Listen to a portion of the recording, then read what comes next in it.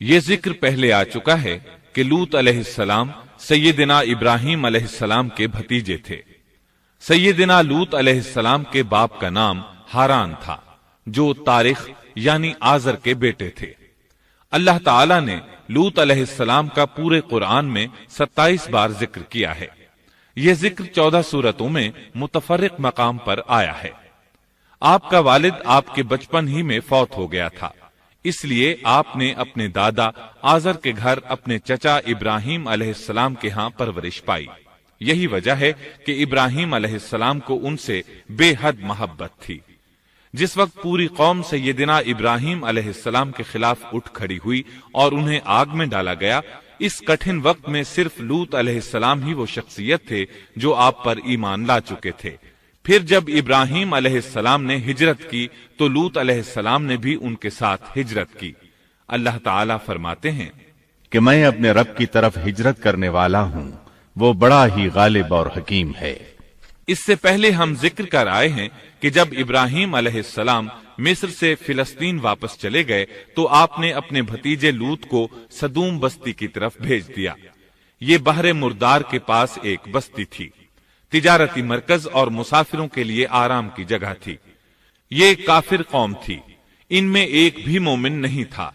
اللہ تعالیٰ فرماتے ہیں پس جتنے ایماندار وہاں تھے ہم نے انہیں نکال لیا، اور ہم نے وہاں مسلمانوں کا صرف ایک ہی گھر پایا۔ یہ سب لوگ کافر تھے، لوگوں میں سب سے زیادہ فاسق اور فاجر تھے۔ ان لوگوں نے ایسی برائیاں ایجاد کی کہ ان سے پہلے کائنات میں کسی نے نہ کی تھیں۔ چنانچہ اللہ فرماتے ہیں جب لوط نے اپنی قوم سے کہا تم ایسی فحاشی اور بے حیائی کا ارتکاب کرتے ہو جو جہانوں میں تم سے پہلے کسی شخص نے نہیں کی۔ پھر اللہ فرماتے ہیں کیا تم عورتوں کو چھوڑ کر مردوں سے حاجت پوری کرتے ہو، بلکہ تم حد سے بڑھنے والی قوم ہو۔ اس کام یعنی اغلام بازی اور جنسی بے راہ روی کو قوم لوط نے شروع کیا، لیکن بعض کہتے ہیں یہ تو فطری چیز ہے اور بعض کہتے ہیں یہ جنات سے شروع ہوئی۔ بہرحال یہ فسق و فجور اور گھناؤنا جرم اسی قوم سے شروع ہوا۔ فرشتوں کی زبانی اللہ تعالی نے فرمایا فرشتوں نے کہا کہ ہم گناہگار قوم کی طرف بھیجے گئے ہیں۔ پھر کہنے لگے مگر خاندان لوط کہ ہم ان سب کو تو ضرور بچا لیں گے، سوائے اس کی بیوی کے کہ ہم نے اسے رکنے اور باقی رہ جانے والوں میں مقرر کر دیا ہے۔ اسی طرح لوط علیہ السلام نے ان سے کہا کیا تم جہان والوں میں سے مردوں کے ساتھ شہوت رانی کرتے ہو، اور تمہاری جن عورتوں کو اللہ نے تمہارا جوڑ بنایا ہے ان کو چھوڑ دیتے ہو، بلکہ تم ہو ہی حد سے گزر جانے والے۔ اللہ تعالیٰ نے قرآن میں کتنے ہی مقامات پر اس گناہ کی برائی اور قباحت بیان فرمائی ہے، اس لیے کہ یہ نہایت سنگین اور گھناؤنا جرم ہے۔ اللہ تعالیٰ فرماتے ہیں اور لوط کا ذکر کر جبکہ اس نے اپنی قوم سے کہا کہ کیا باوجود دیکھنے بھالنے کے پھر بھی تم بدکاری کرتے ہو؟ یہ کیا بات ہے کہ تم عورتوں کو چھوڑ کر مردوں کے پاس شہوت سے آتے ہو؟ حق یہ ہے کہ تم بڑی ہی نادانی کر رہے ہو۔ اللہ تعالیٰ نے اس قوم کی قبیح خصلتوں کا جتنا ذکر کیا ہے کسی اور قوم کا نہیں کیا۔ انہیں کافر، مجرم، جاہل اور حد سے بڑھنے والا کہا گیا، کہیں فضول خرچی کرنے والے اور فاسق کہا گیا۔ یہ تمام برائیاں ان میں موجود تھیں۔ اللہ تعالیٰ فرماتے ہیں اور لوط کو یاد کرو جب انہوں نے اپنی قوم سے کہا تم ایسی فحاشی کرتے ہو کہ تم سے پہلے کسی جہاں والے نے نہیں کی۔ کیا تم مردوں کے پاس بدفعلی کے لیے آتے ہو اور راستوں میں ڈاکے ڈالتے ہو اور مجالس میں نہایت برے کام کرتے ہو؟ یہ لوگ اس قدر خبیث تھے کہ بھری مجلس میں برے برے کام کرتے تھے۔ مثلا سب کی موجودگی میں زوردار آواز کے ساتھ ہوا خارج کرتے، پھر اپنی اس حرکت پر ہنستے۔ غرض یہ کہ برائی کی تمام تر صفات ان میں موجود تھیں۔ لوط علیہ السلام پھر بھی انہیں سمجھاتے رہے، لیکن وہ جھٹلاتے ہی رہے۔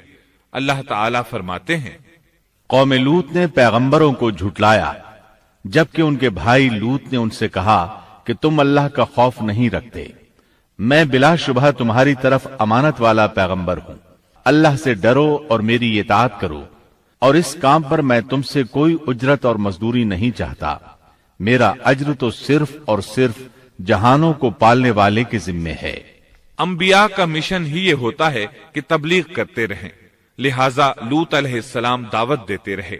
लेकिन दावत के नतीजे में कौम का रद्द अमल क्या था, अल्लाह ने इसका भी जिक्र किया है।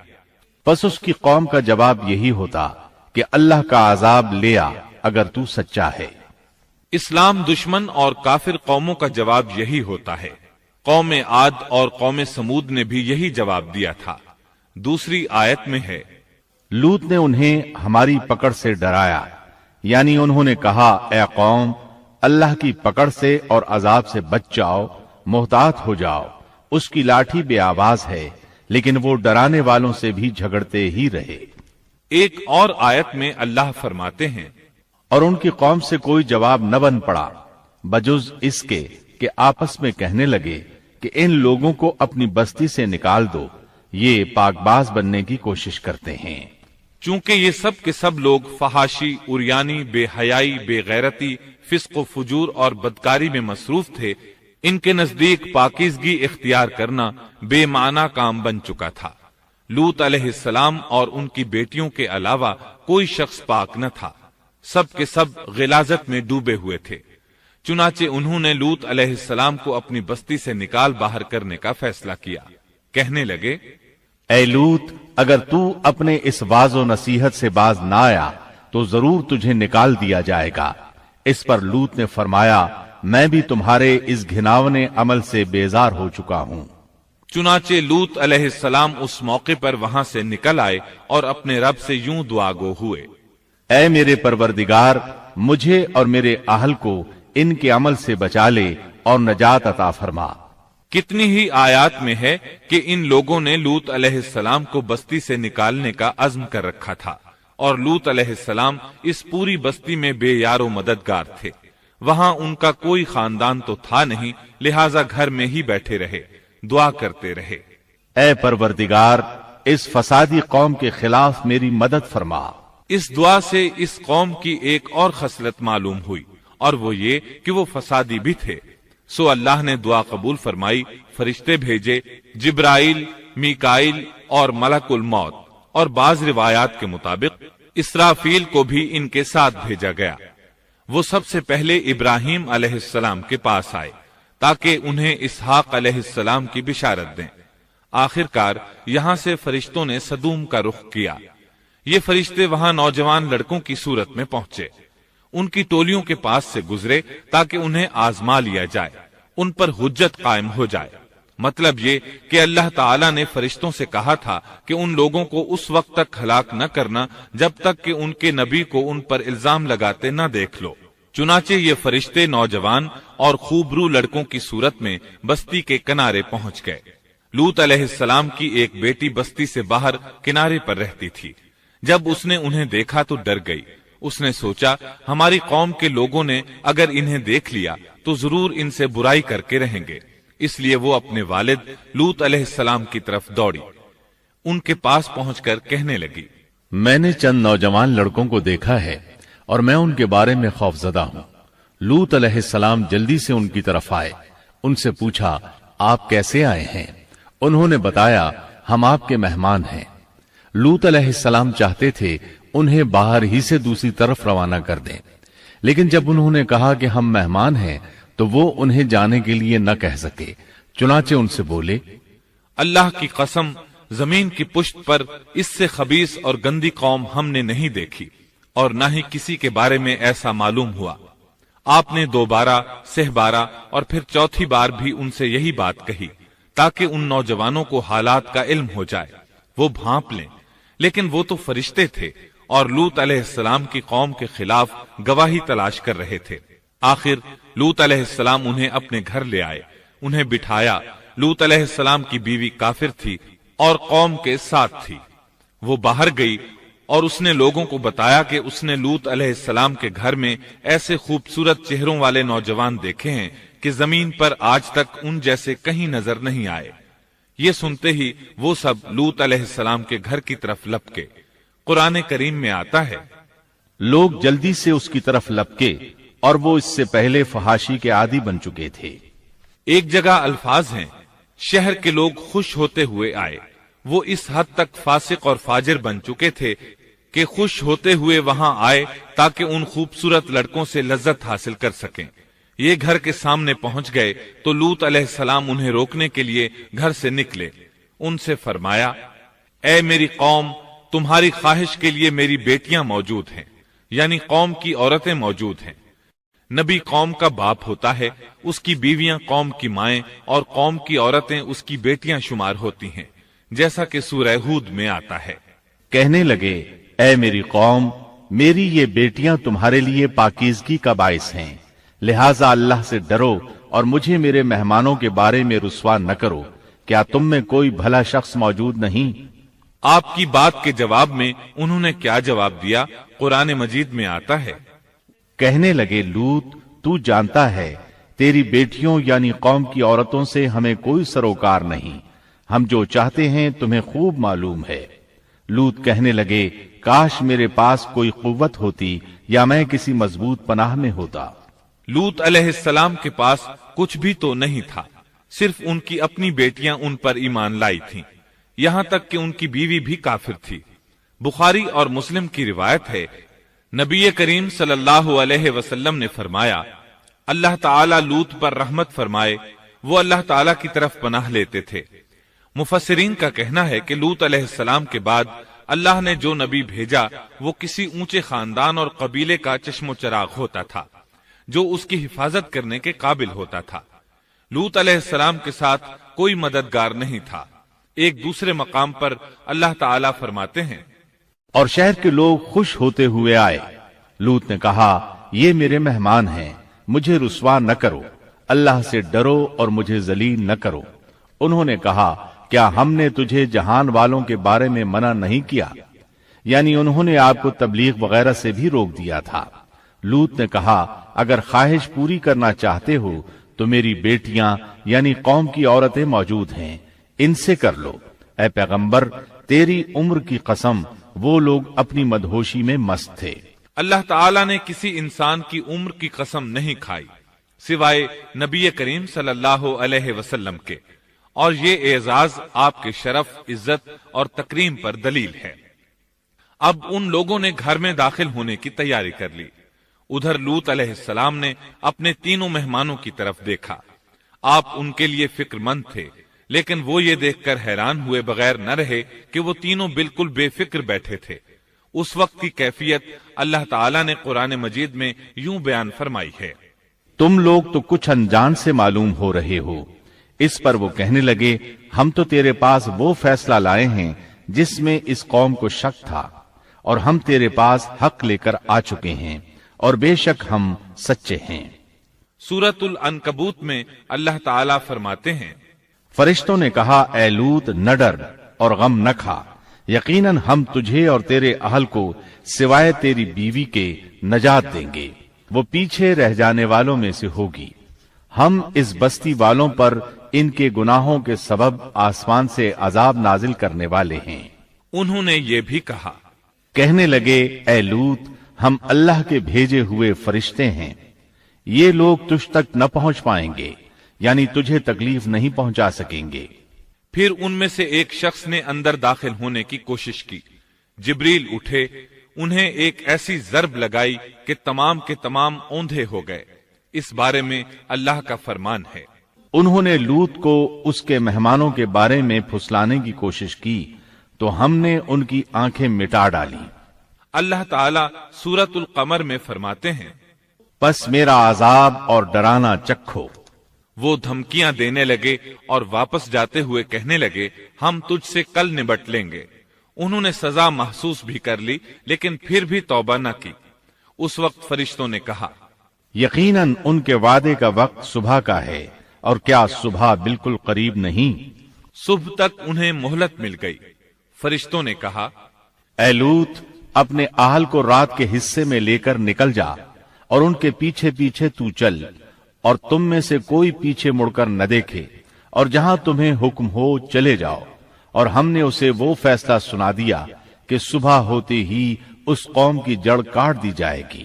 اسی طرح اللہ تعالیٰ سورۃ الشعراء آیت 170 اور 171 میں فرماتے ہیں، ہم نے اسے اور اس کے تمام اہل کو نجات دی سوائے اس کی بیوی کے جو پیچھے رہنے والوں میں سے تھی۔ سورۃ القمر میں اللہ تعالیٰ فرماتے ہیں، تمام ہلاک ہو گئے سوائے لوط کی آل کے، انہیں ہم نے صبح سحری کے وقت یعنی رات کے آخری حصے میں نجات دی، یہ ہمارا احسان تھا اور اسی طرح ہم شکر گزاروں کو بدلہ دیتے ہیں۔ چنانچہ لوط علیہ السلام نکل کھڑے ہوئے، ان کے ساتھ ان کی صرف 2 بیٹیاں تھیں، وہ بستی سے نکل گئے۔ پھر صبح ہوئی، روشنی پھیلنے لگی تو عذاب آ گیا، اور صبح سویرے ہی انہیں ٹھہرنے والے عذاب نے آ لیا، پس تم میرے عذاب اور ڈرانے کا مزہ چکھو۔ یہ عذاب کیسا تھا؟ جبریل علیہ السلام آئے، اپنا پر زمین کے نیچے داخل کیا، اس مکمل بستی کو اکھیڑا اور آسمان کی طرف اٹھا کر لے گئے۔ کہا جاتا ہے کہ فرشتوں نے اس بستی کے مرغوں کی اذان اور کتوں کے بھونکنے کی آوازیں سنی اور لوگوں نے فرشتوں کی تسبیح سن لی۔ جبریل علیہ السلام نے ایک چیخ ماری، سب بجھی ہوئی آگ کی طرح ہو گئے، پھر مکمل بستی کو پکڑ کر الٹا دیا، ہر ایک کے لیے آسمان میں پتھر تیار تھا، بہرحال اس کو زمین پر دے مارا۔ اللہ تعالیٰ سورہ ہود میں فرماتے ہیں، پس جب ہمارا حکم آیا تو ہم نے اس کا اوپر والا حصہ نیچے کیا اور ان پر کنکریلے پتھر برسائے جو تہ بتہ تھے، تیرے رب کی طرف سے نشاندار تھے اور وہ ان ظالموں سے کچھ دور نہیں تھے۔ سورۃ الحجر میں اللہ فرماتے ہیں، روشنی ہوتے ہی انہیں بڑے زور کی چیخ نے پکڑ لیا، پھر ہم نے اس کا بلند حصہ نیچے کیا اور ان پر کنکر والے پتھر برسائے۔ سورۃ الشعراء میں اللہ فرماتے ہیں، اور ہم نے ان پر ایک خاص قسم کا می برسایا، پس بہت ہی برا می تھا جو ڈرائے گئے ہوئے لوگوں پر برسا۔ یہ ماجرا بھی سراسر عبرت ہے، ان میں سے بھی اکثر مسلمان نہ تھے۔ بے شک تیرا پروردگار وہی ہے غلبے والا، مہربانی والا۔ سورۃ النجم میں اللہ فرماتے ہیں، اور اس نے الٹائی ہوئی بستیاں گرا دی، پھر ان کو اس چیز سے ڈھانپا جس سے بھی ڈھانپا، مطلب یہ کہ ان پر پتھروں کی بارش برسائی۔ پس تم اپنے رب کی کون کون سی نعمتوں میں جھگڑو گے؟ یہ شخص بھی پہلے ڈرانے والوں کی طرح ایک ڈرانے والا ہے۔ اس طرح یہ بستی سدوم باہر مردار کے علاقے میں تہس نہس ہو گئی، اور اس کے آثار و نشانات قیامت تک کے لیے چھوڑ دیے گئے ہیں۔ ان نشانات کو اسی لیے باقی چھوڑا گیا ہے کہ سارا جہان ان کو دیکھ کر عبرت پکڑے، فحاشیوں سے باز آ جائے، خاص طور پر سب سے بڑی فحاشی جو قوم لوط کا عمل تھا اس سے باز آ جائیں۔ سیدنا لوط علیہ السلام کے اس قصے میں قرآن حکیم اور احادیث نبوی سے یہ بات ثابت ہوتی ہے کہ سیدنا لوط علیہ السلام جس قوم کی طرف مبعوث کیے گئے تھے وہ قوم اخلاق کے اعتبار سے بالکل ختم ہو چکی تھی اور اب اس کی اصلاح ناممکن ہو چکی تھی۔ اس قوم نے اپنے جرم کو جرم بھی نہیں سمجھا تھا، عام مقامات پر اعلانیہ بے حیائی کرنا ان کا مشغلہ تھا۔ یہ ایسا عمل تھا جس کی ماضی میں کوئی نظیر نہیں ملتی۔ مردوں کا مردوں سے اختلاط اور عورتوں کا عورتوں سے، یہ ایسا فعل تھا جو جنگل کے وحشی جانور بھی نہیں کرتے۔ یہی وجہ تھی کہ یہ قوم اپنے میں سے کچھ نیک لوگوں کو بھی برداشت نہیں کرتی تھی، وہ انہیں نیکی اور شرافت کی دعوت دیتے تھے، اسی لیے وہ ان کے سخت مخالف ہو گئے تھے۔ قرآن کریم نے اس قوم کے 3 بڑے جرائم کا ذکر کیا ہے، یہ کہ تم مردوں سے بدفعلی کرتے ہو، مسافروں کو لوٹ لیتے ہو، عام مجلسوں میں اعلانیہ فحاشی کرتے ہو۔ ان 3 گناہوں میں سے سب سے پہلا گناہ بدترین گناہ تھا۔ یہ گناہ اس قوم سے پہلے کسی نے نہیں کیا تھا، گویا وہ اس گناہ کو ایجاد کرنے والے تھے، اور یہ گناہ زنا سے بھی زیادہ شدید ہے۔ قرآن کریم اور احادیث کی روح سے اغلام بازی ایک بدترین گناہ ہے۔ احادیث میں اس گناہ کی مختلف سزائیں آئی ہیں۔ ایک روایت میں ہے کہ فاعل اور مفعول دونوں کو قتل کر دو۔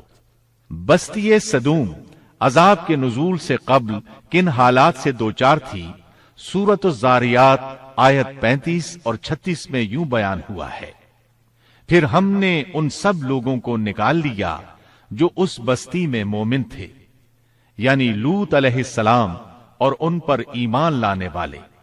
سو ہم نے اس بستی میں سوائے ایک گھر کے مسلمانوں کا کوئی گھر نہ پایا۔ اس کا مطلب ہے وہاں صرف سیدنا لوط علیہ السلام اور ان کا گھرانہ مسلمان تھا، باقی سب گھر کافروں کے تھے۔ اللہ تعالیٰ کسی قوم کی مکمل تباہی کا فیصلہ اس وقت تک نہیں کرتے جب تک کہ اس قوم میں کچھ قابل لحاظ بھلائی موجود ہو، مگر جب قوم کا حال یہ ہو جائے کہ اس میں بھلائی آٹے میں نمک کے برابر بھی باقی نہ رہے، تو ایسی صورت میں اللہ کا قانون یہ ہے کہ نبی اور اس پر ایمان لانے والوں کو اپنی قدرت خاص سے کسی نہ کسی طرح بچا لیا جاتا ہے، اور باقی لوگوں کے ساتھ وہی معاملہ کیا جاتا ہے جو ہوش مند تاجر اپنے ٹوکرے کے گلے سڑے پھلوں کے ساتھ کرتا ہے۔ اچھے پھل ان میں سے نکال لیتا ہے اور سڑے ہوئے باہر پھینک دیتا ہے۔ عذاب کے بعد اللہ تعالیٰ نے اس شہر کے کھنڈرات کے بارے میں سورۃ الزاریات آیت 37 میں یوں فرمایا ہے، اس عذاب کے بعد ہم نے وہاں بس ایک نشانی ان لوگوں کے لیے چھوڑ دی جو دردناک عذاب سے ڈرتے تھے۔ اس نشانی سے مراد بحیرہ مردار ہے۔ اس کا جنوبی علاقہ آج بھی ایک عظیم تباہی کے آثار پیش کر رہا ہے۔ ماہرین آثار قدیمہ کا خیال ہے کہ قوم لوط کے 5 بڑے شہر شدید زلزلے سے زمین میں دھنس گئے تھے اور ان کے اوپر بحیرہ مردار کا پانی پھیل گیا تھا۔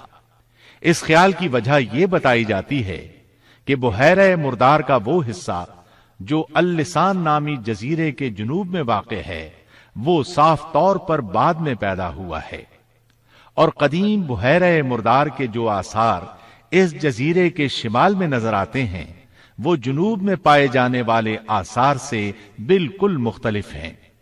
ماہرین آثار قدیمہ نے اس سے یہ بات اخذ کی ہے کہ جنوب کا حصہ پہلے اس بحیرہ کی سطح سے بلند تھا، بعد میں زلزلے سے دھنس کر زمین کے نیچے چلا گیا۔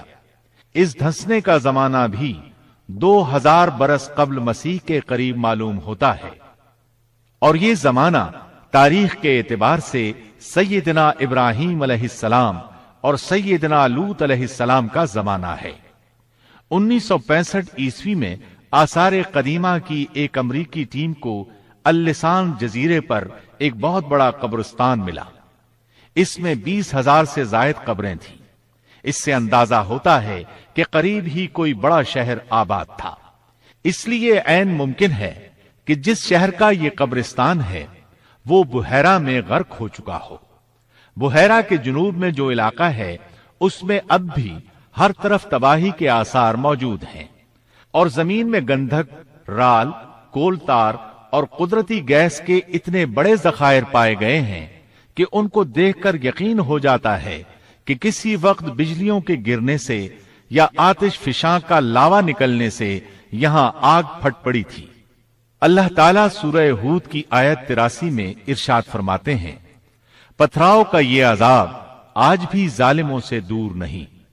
مطلب یہ کہ جو قوم اس قوم کی طرح ظلم اور بے حیائی پر جم جائے وہ اپنے آپ کو اس جیسے عذاب سے دور نہ خیال کرے۔